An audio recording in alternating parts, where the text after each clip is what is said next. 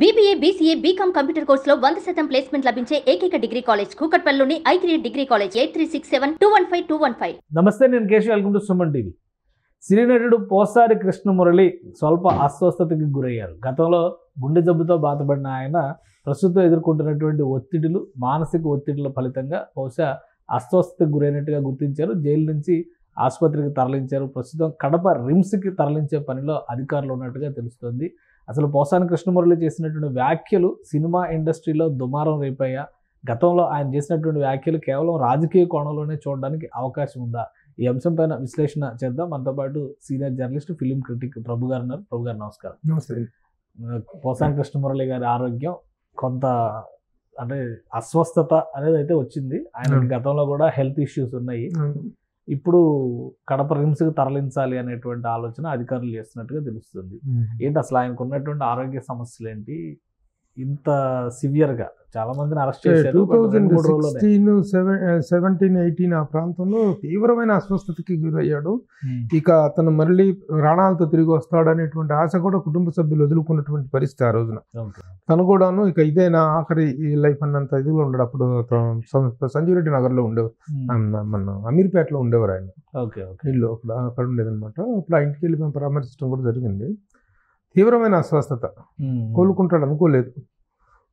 కానీ అలాంటిది చాలా మిరక్యులస్గా కోలుకొని తర్వాత మళ్ళీ యాక్చువల్గా తన కెరీర్ కంటిన్యూ చేయడం, యాక్టింగ్ కెరీర్ కంటిన్యూ చేయడం జరిగింది. ఆ తర్వాతనే ఆ సమయంలోనే తను ఎక్కువగా వైఎస్ఆర్సీపీకి అనుకూలంగా మారటం అనేటువంటిది జరిగింది. అంతకుముందు ప్రజారాజ్యం పార్టీలో ఉండటం, అంతకుముందు తెలుగుదేశం పార్టీకి చంద్రబాబు నాయుడు గారికి మద్దతుగా, రామోజీరావు గారికి మద్దతుగా, దాసరి నారాయణరావు గారికి మద్దతుగా ఫుల్ పేజ్ యాడ్స్ ఇచ్చారు. అందరినీ మళ్ళీ వరుస పెట్టుకుంటూ తిట్టుకుంటూ వచ్చారు. అది అయిపోయింది. ఆ తర్వాత వైఎస్ఆర్సీపీకి వెళ్ళిన తర్వాత ఇక తిట్ల పర్వం అనేటువంటిది పరాకాష్ఠకి చేరటం జరిగింది.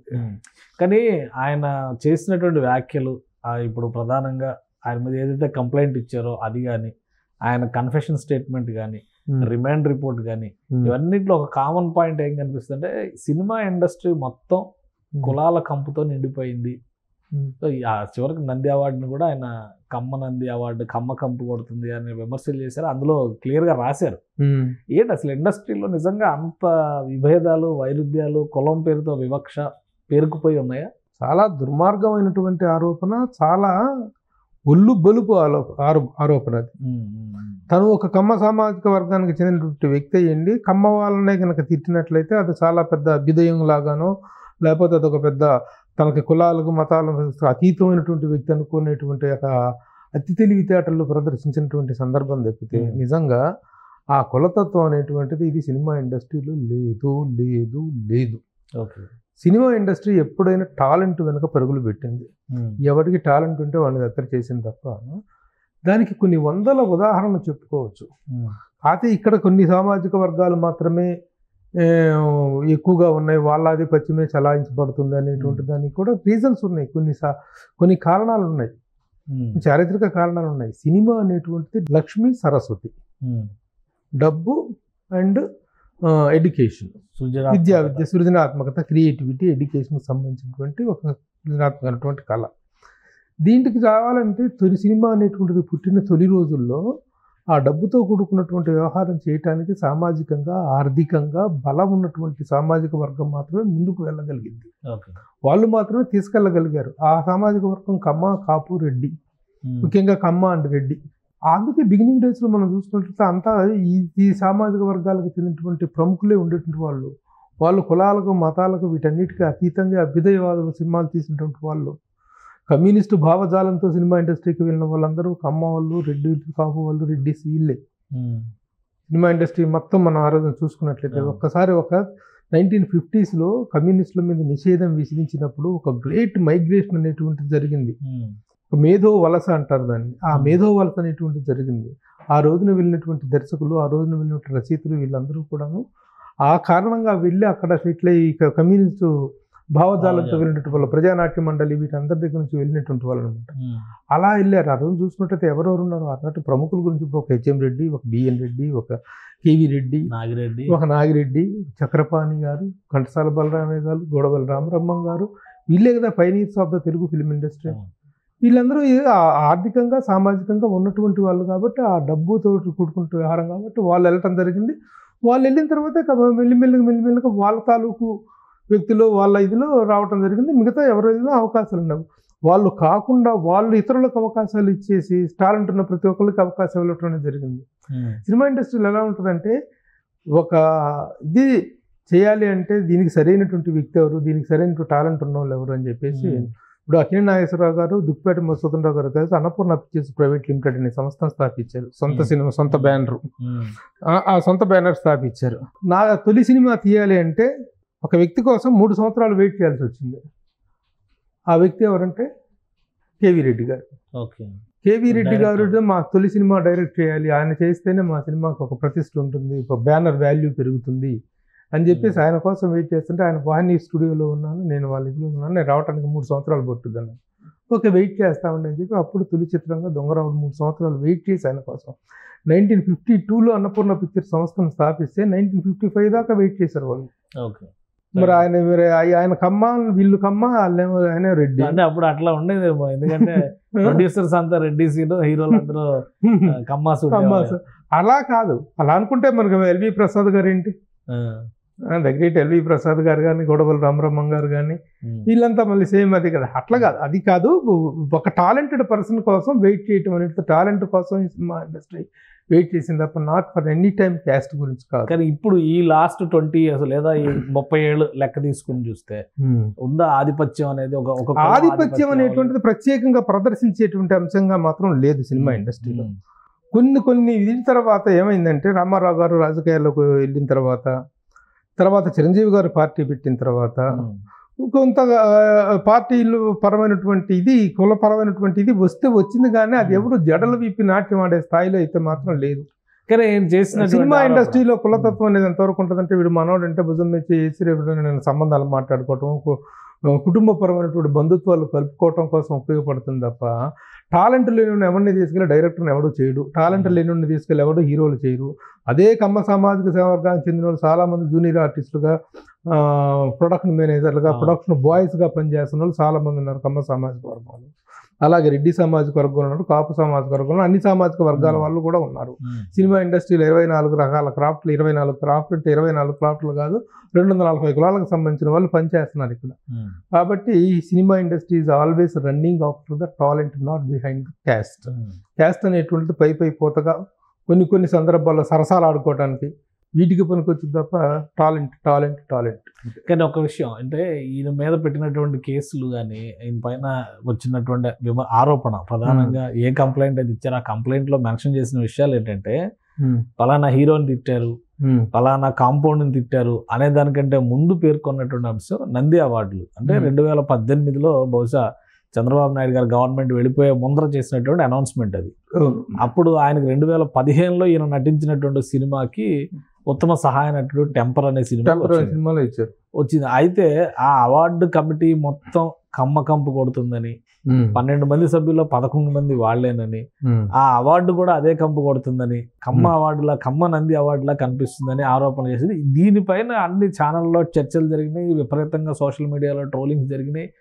ఇవన్నీ కూడా మనస్తాపానికి గురి చేసే విషయాలు అనేటువంటిది ఆయన జోగినేని మణి అని ఆయన కంప్లైంట్ ఇచ్చినటువంటి అంశం, సారాంశం. దానిలో నిజంగా అప్పుడున్న కమిటీలో గాని, అప్పుడు జరిగినటువంటి ఎంపికలో గాని ఈ ఆధిపత్యం కనబడిందా? ఎందుకంటే తెలుగుదేశం పార్టీ గవర్నమెంట్ ఉంది కాబట్టి ఆ ముద్ర వేసారా? అంతే, కేవలం తెలుగుదేశం పార్టీ. ఇతను కూడాను వైఎస్ఆర్సీపీ వైపు మొగ్గుతూ ఆ టైంలో వైఎస్ఆర్సీపీ వైపు ప్రయాణం చేస్తూ పోసాని కృష్ణమురళి అనే అతను ఆ మెప్పుదల కోసం, ఆ మెహర్బానీ కోసం చేసిన పిచ్చి కామెంట్ తప్పితే ఇట్ ఈస్ నాట్ ట్రూ. ఆ కమిటీలో నేను మెంబర్నే. అందుకే నేను ప్రతి సందర్భంలో కూడా చెప్తున్నా, మీకు కంపు కొడితే నంది అవార్డు అనేది కంపు కొడితే మీకు వచ్చిన FDC పదవి అనేటువంటిది రెడ్డి కంపు కొట్టలేదా మిస్టర్ పోసాని అని నేను ప్రశ్నించేతను నిలదీశాను నేను. కాబట్టి అది కరెక్ట్ కానే కాదు అసలు. ఆ కమ్మ ఆధిపత్యం అనేటువంటిది ఏమి లేదు. ఉన్న వాళ్ళలో ఇండస్ట్రీలో ఎక్కువ మంది వాళ్ళు ఉన్నారు కాబట్టి, ఈ ప్రముఖుల్లో వాళ్ళు ఉన్నారు కాబట్టి కొంతమందిని సెలెక్ట్ చేసేటప్పుడు ఆ ప్రముఖులు అనేటువంటి పాయింట్ ఆఫ్ వ్యూలను చూశారు తప్ప నోటెడ్ పాయింట్ పర్సనాలిటీస్లో చూశారు. కమిటీలో 11 మంది కమ్మలు లేరు. అది ఇట్స్ నాట్ ట్రూ. ఆ కమిటీలో 11 మంది కమ్మ వాళ్ళు లేరు, 6 5 ఉన్నారు. మొత్తం మిగతా కమిటీలో నేను 2016 కమిటీ మెంబర్ని. ఒకేసారి 3 కమిటీలు వేశారు. ఇప్పుడు 14, 15, 16 వేసి 3 అంతకుముందే డిక్లేర్ చేశారు. 11, 12, 13 డిక్లేర్ చేశారు. 14, 15, 16 మేము కమిటీలో ఉన్నాం. మేమందరం కలిసి ఒకసారి కమిటీగా ఫామ్ అయి చేసాం అనమాట. అప్పుడు ఆ కమిటీలో అంతమంది కమ్మవాళ్ళు పూర్తిగా కమ్మవాళ్ళే ఉన్నారనేటువంటిది నిజం కాదు అది. అదే కాకుండా ఆ చేసిన ఆరోపణలు మంచి దీని మీద ఇస్తే, ఒక మంచి క్యారెక్టర్కి తనకి ఇస్తే, టెంపర్ అనే సినిమాలో తను చేసినటువంటి ఒక నిజాయితీ గల పోలీస్ కానిస్టేబుల్ క్యారెక్టర్ చేస్తే దాన్ని పోయి ఇలా ఇది రిజెక్ట్ చేసి దాని మీద ఇంత అప్రదిష్ట చల్లటం, ఇంత బురద చల్లటం అనేటువంటిది తనేదో చాలా కులాలకు అతీతమైనటువంటి వ్యక్తి నుండి అది పిచ్చి రాజకీయం, తలతిక్క రాజకీయం అంటారు చూసారు. ఆ తలతిక్క రాజకీయం ఒక విషయం అంటే మీరు పోసాని కృష్ణమురళి గారితో పర్సనల్ గా చాలా సార్లు ఇంటరాక్ట్ అయ్యారు, ర్యాపో ఉంది. ఇండస్ట్రీలో మీరు ఏళ్ల తరబడి ఉన్నారు. నేను డైరెక్ట్ చేసినటువంటి ముండోడు అనే సినిమాలో Posani Krishnamurali main villain. Okay. రచయితగా తన బ్రదర్ సినిమాలతో స్టార్ట్ అయిన దగ్గర నుంచి కూడాను నాకు చాలా సన్నిహితంగా ఉండేటువంటి వ్యక్తి. అన్న అంటే చాలా ఉండేవాడు.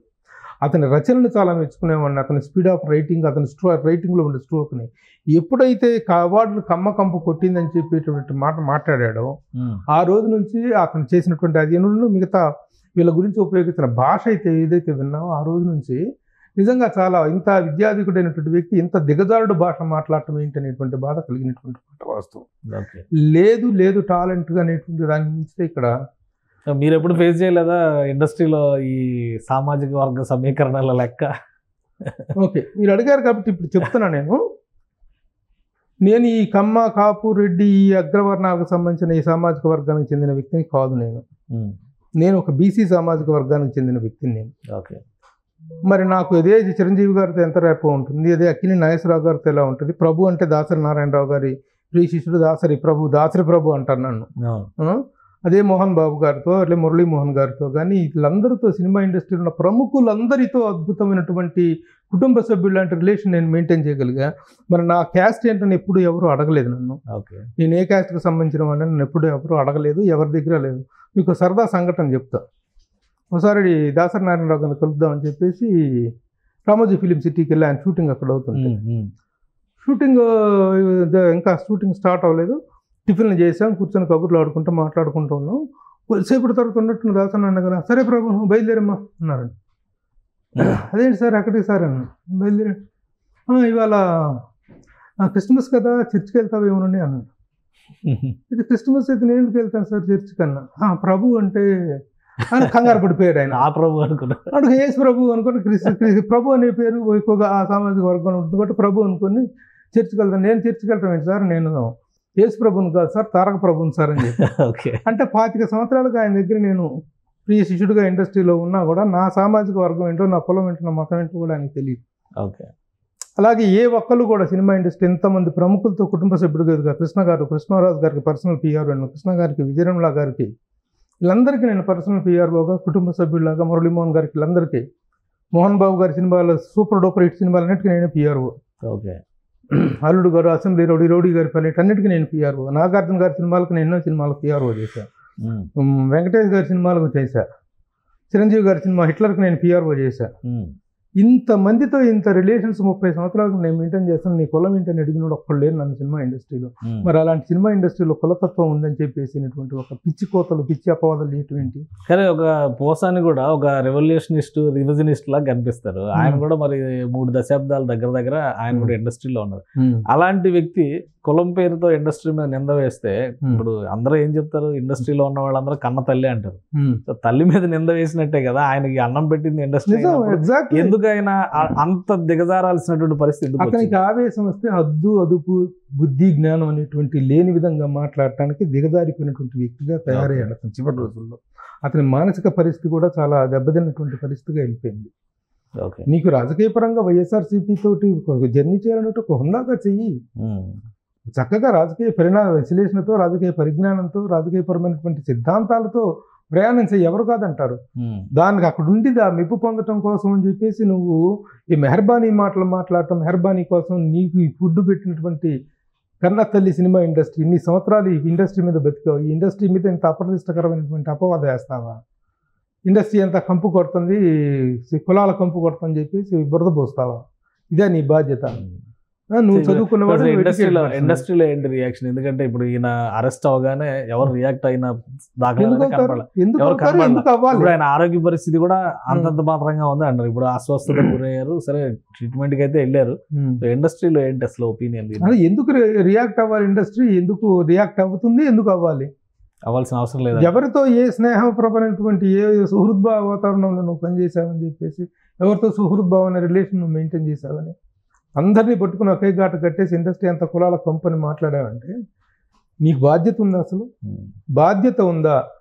నువ్వు సిద్ధాంతపరంగా తిట్టాలనుకుంటే చంద్రబాబు నాయుడు గారిని ఒక తిట్టు, పవన్ కళ్యాణ్ గారిని తిట్టు, అదాక వ్యక్తిగతంగా కూడా తిట్టారు. వ్యక్తిగతంగా కూడా హద్దులు వెళ్ళిపోయి మాట్లాడావు, ఇళ్లలోకి వెళ్ళిపోయావు, కుటుంబాల్లోకి వెళ్ళిపోయావు, అమ్మలు ఆడి పిల్లాలని మాట్లాడావు. నీకు అసలు కామన్ సెన్స్ ఉందా నీకు? అలా మాట్లాడినోడు మీద ఎవరికి మాత్రం ఏముంటుంది? ఇండస్ట్రీ ఎందుకు రియాక్ట్ అవుతుంది? ఏమని రియాక్ట్ అవుతుంది? ఎవరు వెనకేసుకొస్తారు? So that was the situation. కానీ ఆయన ఆరోగ్య పరిస్థితి కూడా ఇప్పుడు అంతంత మాత్రంగా ఉంది. ఆ సందర్భంలో కూడా రియాక్ట్ అయ్యేటువంటి పరిస్థితి ఉండదంటారా? ఇండస్ట్రీలో పట్టించుకోరా? ఇంకా ఇండస్ట్రీనే వెలివేసింది అనుకోవాలా? వెలివేయటం అంటే పర్టికులర్ గా వెలివేయటమో పర్టికులర్ గా ఆయన మీద దాడి ఏదో ప్రతీకారాలు తీర్చుకోవటం ఏమి ఉండదు. ఎవరు చేసుకున్న దానికి వాళ్ళు అనుభవిస్తారు. అంటే చాలా మంది ఇప్పుడు ఆయన క్లెయిమ్ చేసుకుంటా ఉంటారు, నా శిష్యులు వీళ్ళందరూ అని. త్రివిక్రమ్ శ్రీనివాస్ గాని,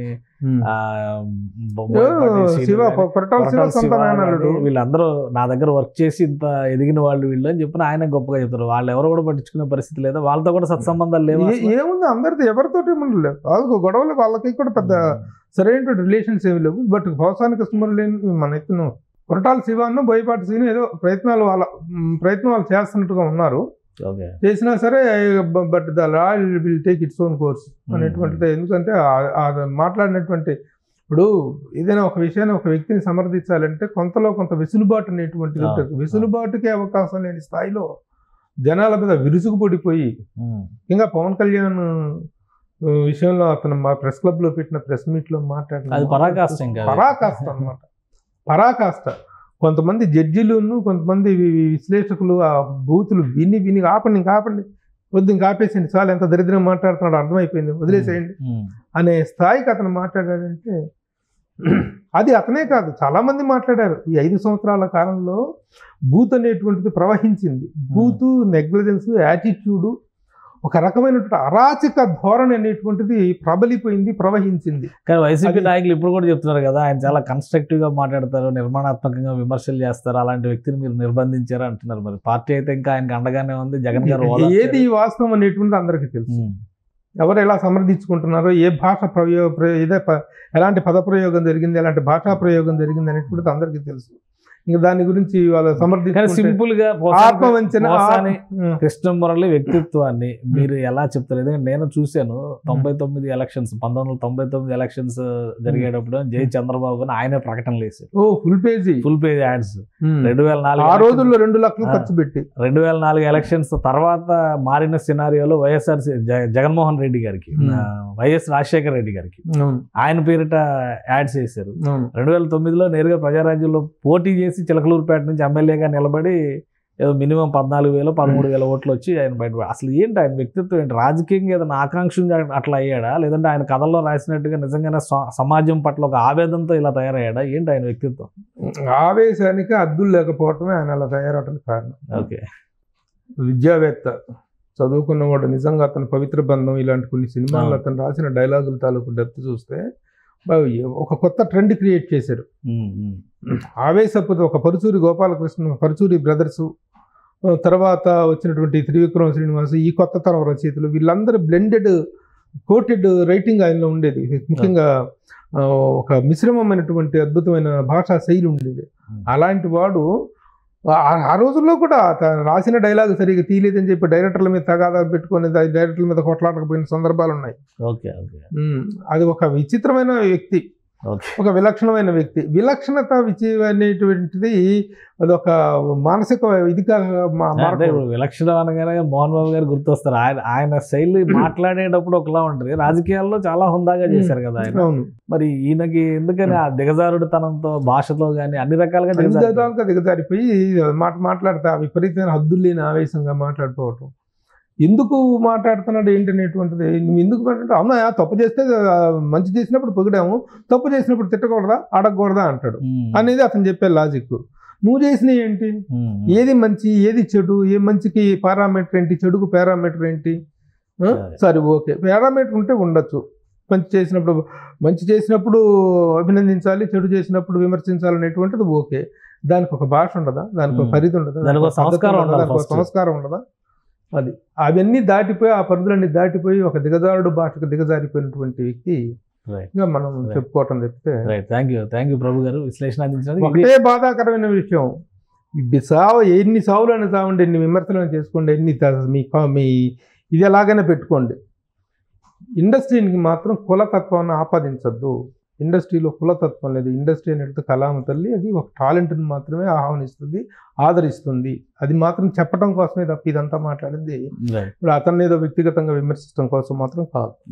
థ్యాంక్ యూ ప్రభు గారు విశ్లేషణ అందించడం. ఇది సినిమా ఇండస్ట్రీలో కులతత్వం అనే మాట ఒక అపోహ మాత్రమే, ఎవరికి వాళ్ళు చేసినటువంటి విశ్లేషణ. అది పోసాని కృష్ణమురళి ఒక పరిధి దాటి చేసిన విమర్శలకి ఇప్పుడు ఫలితాన్ని అనుభవిస్తున్నారని ప్రభు గారు విశ్లేషిస్తున్నారు. అలానే ఇన్ని దశాబ్దాల ప్రయాణంలో ఎప్పుడూ కూడా ఏ ఒక్కరితో కూడా సఖ్యత చూపించలేనటువంటి వ్యక్తి పోసాని కృష్ణమురళి. ఆయన వ్యక్తిత్వం వల్లనే ఈరోజు ఇబ్బందులు పాలవుతున్నటువంటి పరిస్థితి ఉందని విశ్లేషిస్తున్నారు. ఇది special discussion. Keep watching. Suman టీవీలో మీ పర్సనల్ అండ్ బిజినెస్ ప్రమోషన్స్ కోసం కింది నెంబర్కి కాంటాక్ట్ చేయండి.